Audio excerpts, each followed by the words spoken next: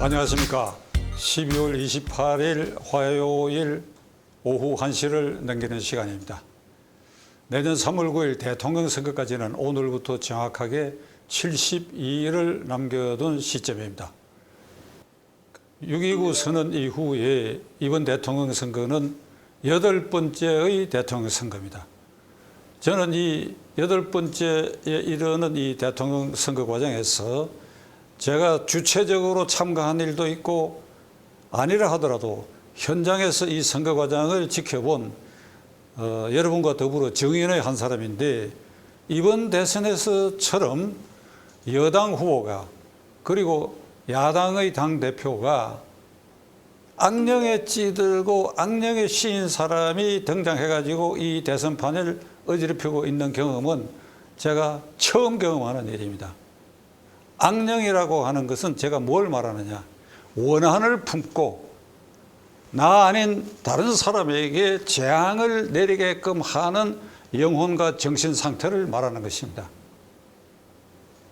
나에게 피해가 왔다 하더라도 이거를 다른 사람의 소행으로 돌려서 그게 원한을 품고 그래야 재앙을 내리게 하는 그런 정신 상태. 그게 누구냐? 민주당 후보 이재명, 또 누구냐 한 사람, 국민의힘 당대표 이준석. 이 두 사람은 분명히 오늘 현 시점에서 악령에 씌인 사람들이라고 저는 단정할 수밖에 없습니다. 이재명 후보는 죽음의 계곡에 빠진 악마와 같은 대장동 게이트의 그 올무에서 도저히 빠져나올 수 없습니다. 한 사람이 자살 미수했고 두 사람이 연이어 자살한 이 시신 더미 위에 피어오른 대통령 후보니까 그가 몸통이죠. 그러니까 이 책임에서 모면하기 위해서 지금 그가 보이고 있는 후보로서 일련의 말과 행동은 완전히 거짓말을 쌓아가는, 거짓말의 바벨탑을 쌓아가는 과정을 지금 우리는 지켜보고 있습니다. 여기에 벗어나기 위해서 여론을 다른 방향으로 돌리기 위해서 곳곳에 맞춤형 말을 하고 맞춤형 공약을 발표하다 보면 그 다음 날 이것이 사리에 맞지 않다, 거짓말이다 하는 것이 금세 들통나는 이런 과정을 지금 계속하고 있습니다. 박근혜 대통령에 대해서 서문시장에 가가지고 내가 존경하는 박근혜 대통령님의 고향에 왔다 이렇게 얘기해가지고 그들의 열렬 지지자로부터 비난을 받으니까 내가 박근혜 대통령을 존경한다고 하니까 참말로 존경하는 줄 알고 있더라고. 희죽희죽 웃으면서. 그 다음에 전두환 대통령이 작고한 직후에는 그는 사죄하지 않고 죽음을 맞이한 역적이라고 얘기했다가 그 다음에 고향인 대구 안동에 가가지고는 전두환 대통령의 경제 치적은 솔직히 인정해야 된다고. 그런데 이것이 뒤에 자기 열렬 지지자부터 말썽이 되니까 그때 내가 한 그 말은 실수였다고 어제 얘기를 했어요. 전두환 씨 치적에 경제적으로 성공한 대통령이었다라고 한 그 말은 내가 실수로 한 말이라고 얘기를 했습니다.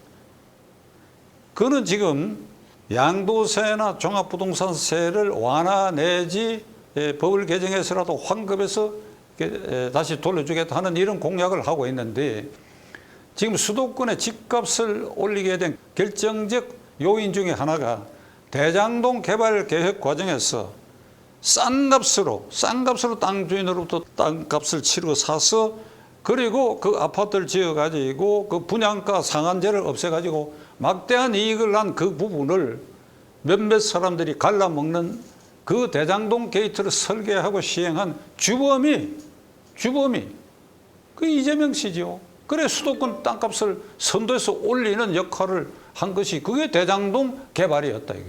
그러니까 이런 사람이 지금에 와가지고 이게 땅값 폭등한 것이 뭐 문재인 대통령의 실수였다느니 이렇게 하면서 지금 와가지고 양도세를 어떻게 하겠다, 종합부동산을 어떻게 하겠다. 아니 시청자 여러분, 그 사람 말을 믿을 수 있습니까?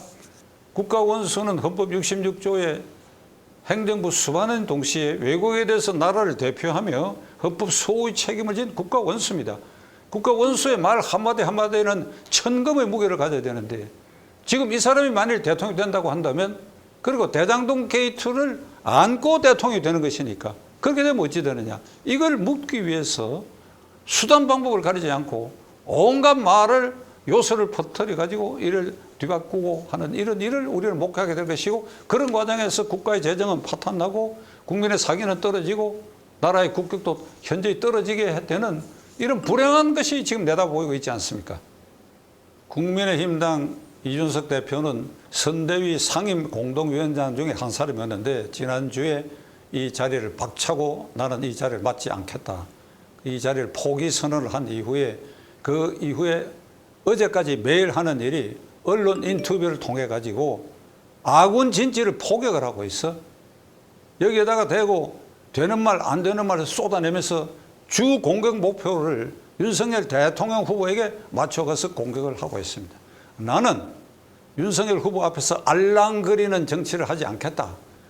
윤석열 후보가 당 관계자들이 이 평론가적 입장에서 비판하지 말아야 된다 라고 하는 말을 받아가지고, 나는 평론가적 입장에서 말한 일이 없고 제언을 했을 뿐이다. 서제션, 내 생각을 이렇게 하라고 제언을 했을 뿐이다.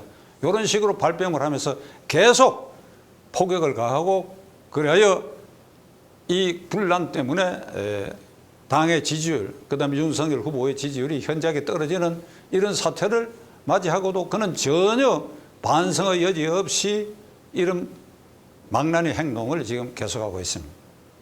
지난 금요일 날 공개 방송을 통해서 이준석의 행동은 군대로 치면 지금 우리가 전쟁 중에 있다. 무슨 전쟁이냐? 대통령 선거라는 전쟁이다. 이게 정당의 존립 목적이 정권 획득이고, 정권 획득의 가장 중요한 선거는 지방총선거나 국회의원 선거가 아닌 꼭지점이 대통령 선거다. 지금 대통령 선거의 전쟁을 치르고 있는데, 그 지위를 육군 지휘 체계로 따진다고 한다면 육군 참모총장 밑에 군사령관에 해당하는 지위다. 그런데 이 군사령관이 현장 지휘소, 전쟁 현장의 지휘소를 이탈했다. 이거는 군형법상 사형에 해당하는 죄다. 그렇다면 만일 이것이 현실의 군대였다고 한다면 즉각 특별군법회의를 설치해가지고 이 군사령관을 군법회의에 회부해서 사형 판결하고 즉각 이 총살형에 해당하니까 총살을 해야 된다, 이런 말을 했습니다. 현실 정치에 있어서 전쟁이니까 이 지휘소를 이탈한 이준석에 대해서 구금하고, 그래야 군법에 회부하고, 그래야 거기에 대해 사형 판결을 하고 하는 이 절차를 현실적으로 집행할 수 없기 때문에 그는 돌아다니면서 계속해서 해악을 가하고, 그래야 당에 엄청난 피해를 입히고 있는 이 상황.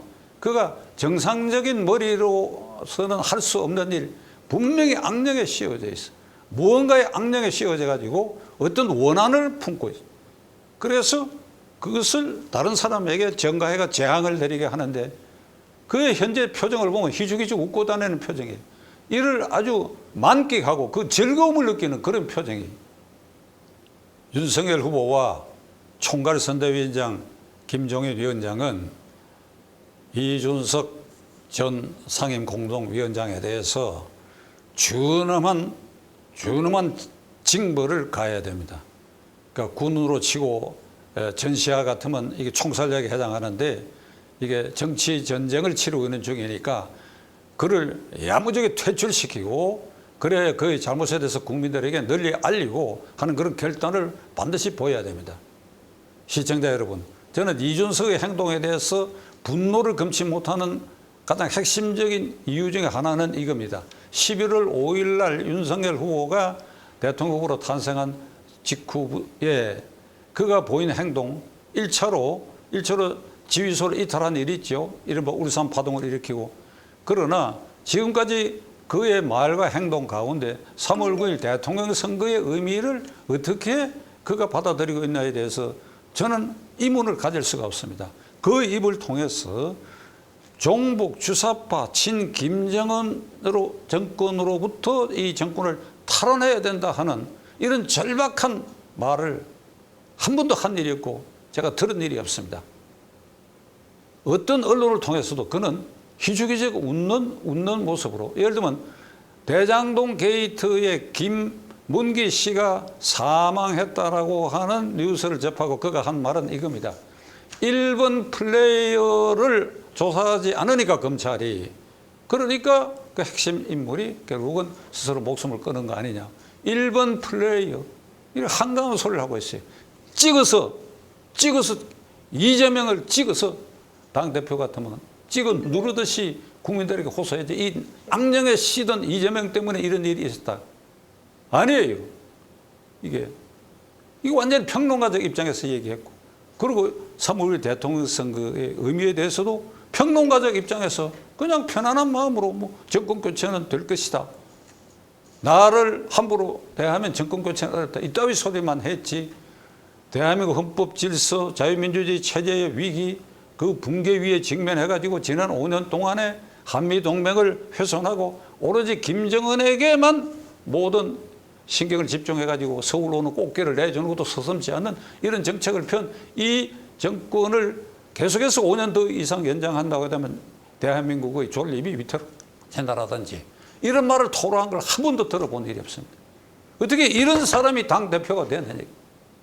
악령의 시인 이재명, 악령의 시인 이준석, 이 두 사람의 존재가 오늘 대통령 선거를 72일 앞둔 오늘날 대한민국에 있어서 이게 대한민국의 이 수준, 대한민국의 국격이 이렇게 정치적 면에서는 이 두 사람의 상징성 때문에 그저 이런 수준입니까? 헌법상 제1기관인 시청자 여러분과 제가 속하고 있는 이 국민의 입장에서 봤을 때 우리 국민의 수준이 기껏 이런 여당 후보 그리고 이런 야당 대표를 갖는 요 수준이 현재 우리의 수준입니까? 이게 국민은 우리에게 책임이 있지요. 왜 그러냐? 국민 속에서 국회의원이 상상됐고 그 국회의원과 민주당의 경우는 책임당원과 권리당원들이 나와가지고 이재명을 탄생시켰고 이쪽도 마찬가지예요. 권리당은 책임당원 그리고 일반 여론조사를 통해 가지고 이준석이라는 국민의힘당 대표가 출연했으니까. 그러니까 이 사람들이 각각 뽑혀 나올 때는 우리가 이 사람들이 본질을 몰라도 하더라도 이제 우리가 안 이상 이들을 어떻게 해야 할 것인가. 대통령 선거 72일이라고 하는 것은 어떻게 보면 아주 긴 시간이 남아있는 겁니다. 헌법상 제1기관인 국민으로서 우리는 어떤 선택을 해야 할 것입니까? 연말 이제 사흘밖에 남지 않았습니다. 이 사흘 동안 우리는 깊은 고심을 해야 할 것이고 악령에 찌든 이 두 사람을 어떻게 처리해야 할 것인가 심사숙고하는 이 연말이 되기를 기원해 마지 않습니다. 끝까지 시청해 주셔서 감사합니다.